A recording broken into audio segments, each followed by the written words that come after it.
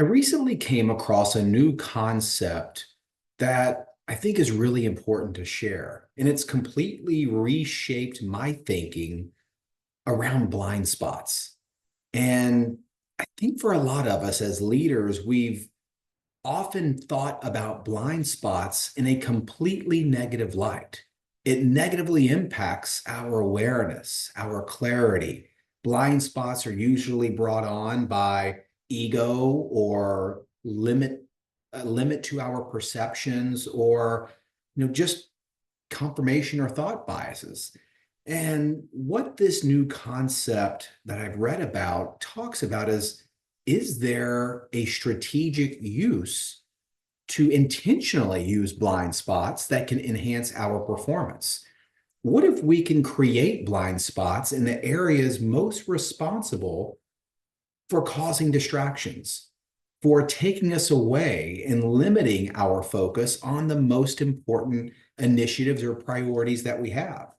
The comparison that this book used that I really resonated with was the Kentucky Derby concept, where it talks about some of the most highest performing racehorses in the world running the race that millions of people tune into, the Kentucky Derby. And what does each one of them have? They all have blinders on. And why is that? They use blinders so that way these high performing horses stay focused on the path ahead. They're not able to see the distractions on either side of them that would take them in their line of sight off of the racetrack path. And the end result is it significantly improves their focus on what's right in front of them, which then leads to significantly higher performance versus the blinders not being on. And so, as leaders, I think there's some takeaways there that we could use.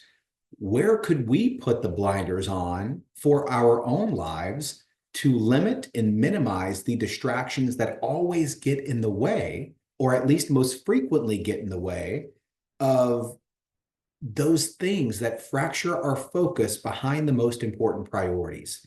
Because here's one thing that I see true over and over and over again that leads to high performance.